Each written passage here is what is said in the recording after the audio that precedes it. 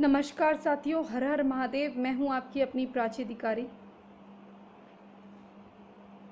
मैंने सुना कि एक गंदी नाली का कीड़ा ये कहता है कि वह हमारे परम पूज्य आदरणीय बाबा यतीमा नरसिम्हानंद जी की गर्दन को धड़ से अलग कर देगा। गुस्ताखे रसूल की यही सज़ा, सर तन से जुदा। ये घिसा पिटा डायलॉग तुम अपने किसी इस्लामिक देश में क्यों नहीं भौंकते हो, क्यों नहीं बकते हो? क्योंकि ये देश संविधान से चलता है। और दूसरी चीज़, जहाँ लोग ये कहते हैं भारत तेरे टुकड़े होंगे इंशाअल्लाह, या भारत की तबाही तक जंग रहेगी, या भारत का चिकन नेक काट दिया जाएगा, इस तरह की बातें करते हैं। हमारे लिए देश हमारी मातृभूमि है, हमारा सर्वस्व है। तुम उस देश के लिए जिसको हम माता मानते हैं, भूदेवी कहते हैं, भूदेवी बोलते हैं, उसकी तुम बेइज्जती करते हो। तो ये भी तो जितना तुम्हारे रसूल की इज्जत है उससे कई गुना इज्जत तो हमारे भारत की है, हमारी भूमि की है हमारी नज़रों में। तो इस तरह की गलत बातें क्यों करते हो? अगर तुम दूसरे की सीता माता को, राम को खड़े होकर मंच से गाली देते हो और कहते हो 15 मिनट के लिए सीता तो रंडी ये थी और राम ऐसा था, राम वैसा था, दुर्गा ऐसी थी, वैश्या थी, इस तरह की जो गंदी बातें हमारे भगवानों के लिए, देवी देवताओं के लिए करता है ओवैसी का छोटा भाई, तो उसकी क्या सज़ा थी? उसका भी फिर नीचे से काट देना चाहिए था, ऊपर से काट देना चाहिए था। अगर इसी तरह से सब काटने पीटने पर आ गए तो फिर क्या होगा? क्यों इस तरह के दंगे फसाद और गलत बातें करते हो? अगर तुम लोग क्रिटिसिज्म नहीं ले सकते हो तो तुम्हारी किताबों में ये सब लिखा क्यों है? फिर तो वसीम रजवी जी ने सही कहा ना कि 26 आयतें हैं उनको बदला जाए। तो अगर जो यती बाबा हैं उन्होंने क्या गलत कहा है? मुझे एक बात बताओ। उन्होंने तो बुक को, जो कुरान है उसको कोट करते हुए, जो जितनी बातें हैं उसको कोट करते हुए उन्होंने जो पढ़ी कुरान, या जो चीज़ें पढ़ी उनके बारे में, तुम्हारे रसूल के बारे में या तुम्हारे मोहम्मद के बारे में जो बातें उन्होंने पढ़ी हैं, उन्हीं बातों को उन्होंने बताया। उन्होंने कहा अगर कोई मुसलमान इसको पढ़ेगा तो शायद वो उनको लाइक ना करे। तो जो उन्होंने कहा, हो सकता है उनके कहने का तुम लोगों ने गलत मतलब निकाला, उन्होंने कहा कि नहीं लाइक करेगा, तो क्या उन्होंने कोई गाली दे दी क्या? उन्होंने कहा कि नहीं लाइक करेगा। अब तुम भी कह सकते हो अगर हमारे उसमें कोई चीज़ तुम्हें गलत लग रही है, क्योंकि तुम तो अपने मन से बना लेते हो कि सरस्वती को ब्रह्मा ने ये करा, ब्रह्मा ने, और उलझुलूल बातें करते हो, जबकि ये सच ही नहीं है। और पता नहीं कौन सी मनुस्मृति की बातें करके हमारे वाल्मीकि हिंदुओं को भड़काते हो, जबकि मनुस्मृति वो है ही नहीं। जो तुमने, राजा मनु ने अलग ही मनुस्मृति लिखी और तुमने उसको वामपंथियों ने पता नहीं गलत इंटरप्रेट करके क्या क्या उसमें लिख दिया है, पता नहीं क्या क्या व्याख्या कर दी है। लेकिन चोर की दाढ़ी में तिनका अगर कोई अच्छी तरह से पढ़े तो सब चोरी सामने नज़र आ जाती है। तो तुम जो भी प्रयास करते हो वो प्रयास तुम्हारे बड़े गलत हैं। अमानुल्लाह ने ये कहा है कि वो उनका सर धड़ से अलग कर देता, फतवा जारी कर रहा है, कभी FIR लॉन्च करवा रहा है। भैया ये देश जो है, ये ब्लास्मी एक्ट वगैरह नहीं लगता हमारे देश में कि किसी ने कुछ कह दिया तो तुम उसके ऊपर ईस्ट निंदा का आरोप लगा दो। भाई उन्होंने कोई गलत बात नहीं कही। उन्होंने कहा है कि अगर मुसलमान उनका इतिहास पढ़ ले या उनके चरित्र के बारे में जाने तो वो उनको पसंद नहीं करेंगे।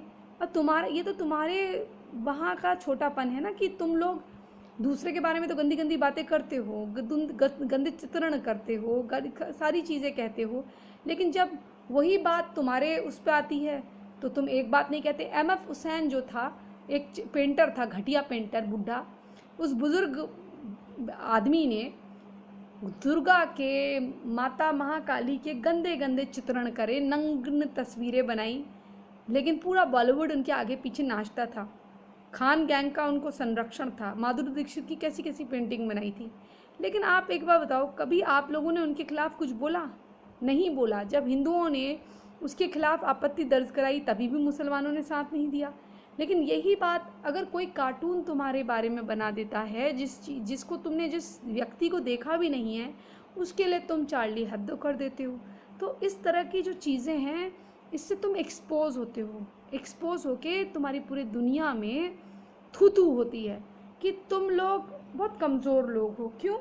क्योंकि भीड़ में पत्थर मारना और ये कहना कि तो अपने मन में सोच लेना कि भाई मौलवी कह देता है कि ये तो अल्लाह का हुक्म है, तो इस तरह की चीज़ें मत करो। दूसरे के खिलाफ फतवा निकालने वाले तुम कौन होते हो? इस तरह की बातें अमानतुल्लाह मत करो, अच्छी बात नहीं है।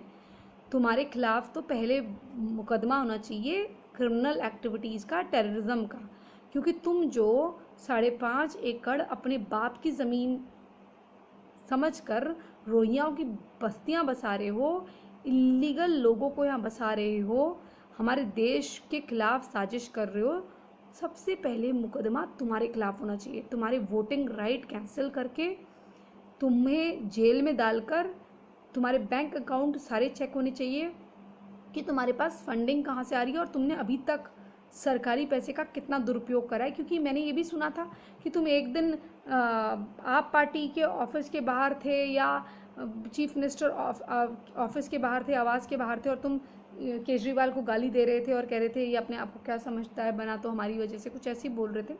तो तुम किसी के सगे हो नहीं, ये मेरे को अच्छी तरह से पता है। और तुम्हारे बारे में बहुत सारी ऐसी चीज़ हैं जो गवर्नमेंट को हस्तक्षेप करना चाहिए और त्वरित कार्रवाई करके तुम्हें जेल के अंदर डालना चाहिए, क्योंकि तुम इस देश के लिए बहुत बड़ा खतरा हो। और हमारे परम पूज्य स्वामी जी को जो तुम कह रहे हो कि तुम गर्दन काट दोगे, देखो अमानतुल्लाह, एक बात है, छोटी सी चीज़ कहूँगी, थोड़ा सा औकात में रहो और इतना फालतू मत बोलो। क्योंकि जैसे तुमने मोहम्मद के लिए नहीं सुनना, वैसे ही हमने स्वामी जी के लिए नहीं सुनना है। क्योंकि जैसे तुम्हारे लिए मोहम्मद है, वैसे ही हमारे लिए स्वामी जी हैं। समझ गए ना? जितना पूज्य तुम्हारे लिए मोहम्मद है, उतने ही पूज्य हमारे लिए हमारे स्वामी जी हैं। और तुम सोचते हो उनको मार दोगे तो एक स्वामी को ख़त्म करने से बहुत कुछ हो जाएगा। एक स्वामी को ख़त्म करने से तुम जेल में पूरी ज़िंदगी काटोगे, क्योंकि उसके बाद जो तुम्हारे खिलाफ होगा वो तुम देखते रह जाओगे। क्योंकि फ्रांस नहीं है, ये इंडिया है, भारत हुआ, ये भारत है। फिर यहाँ सारी चीज़ें, अब स्वामी जी पे हमला कोई करे, बात तुम पे आएगी, क्योंकि तुम ही हो जो लोगों को भड़का रहे हो। इसलिए इस प्रकार की बातें मत करो। ये शरिया का कानून नहीं है, ये देश का संविधान है।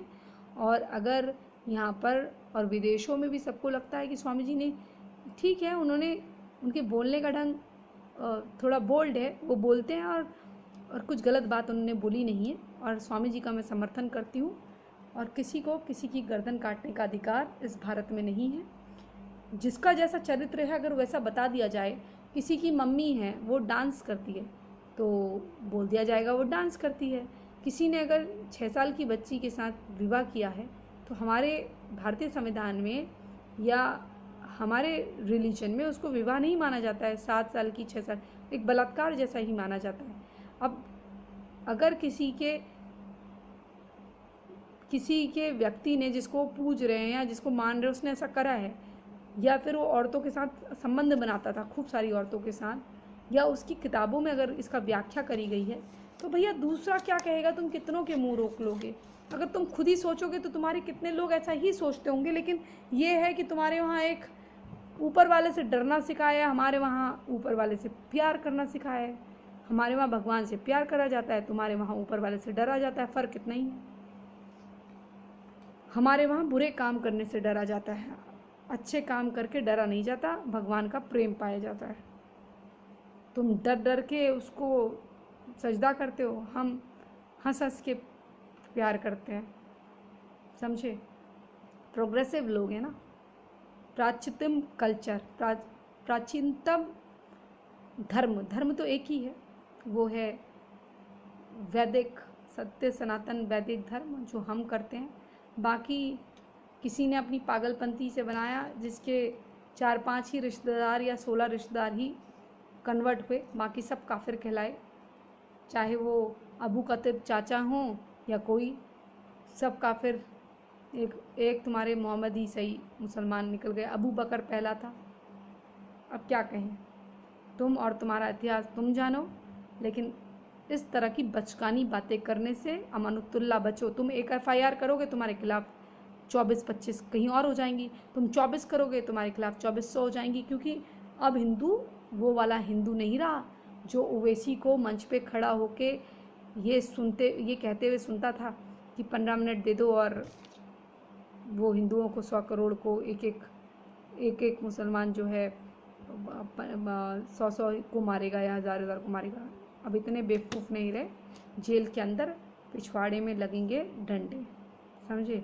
इस तरह से बकवास ना करो, किसी को भी मारने का किसी को हक नहीं है, सब अपने अपने उसमें खुश रहो।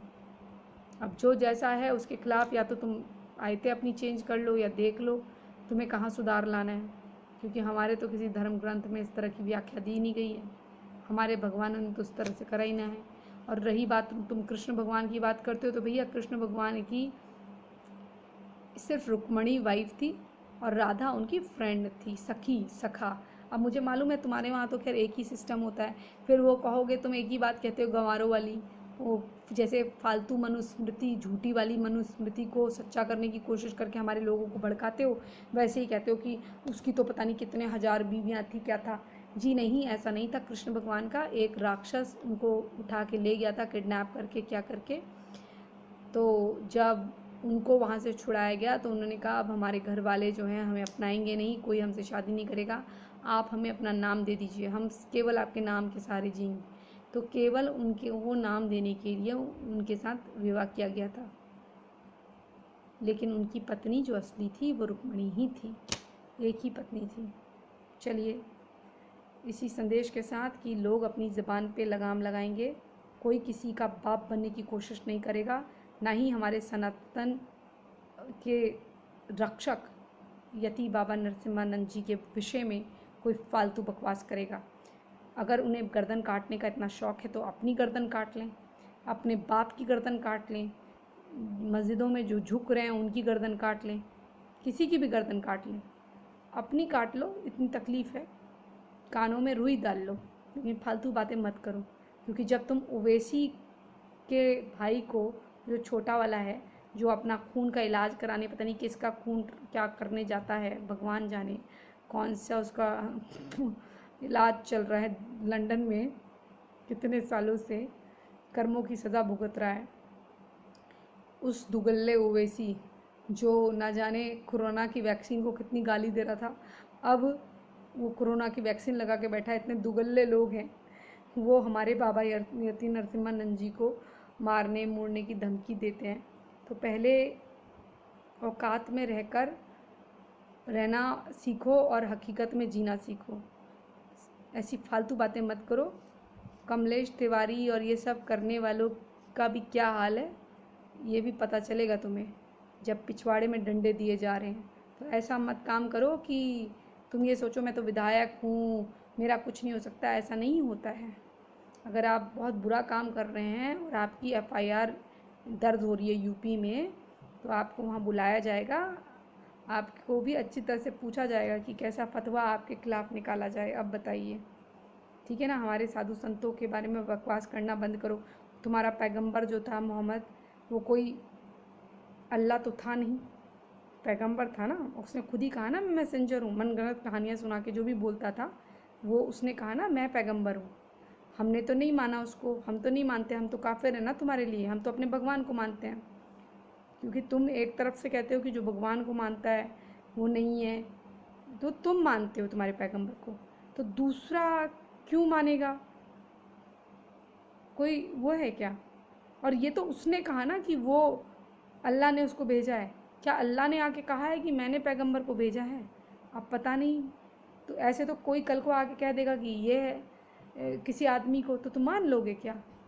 कर्मों से होता है। अब उसके कर्म, उसने क्या करा है क्या नहीं करा है तो लिखा हुआ है, उसके कर्मों के हिसाब से अगर तुम और तुम्हारी कौम उसको मानती है तो भैया तुम जानो ना, तुम्हारी चॉइस है। छोटी बच्चियों से बूढ़ी अपने चाचा की मिस्ट्रेस से निकाह करने वाला, उसको तुम मानो ना, हम क्यों माने उसको?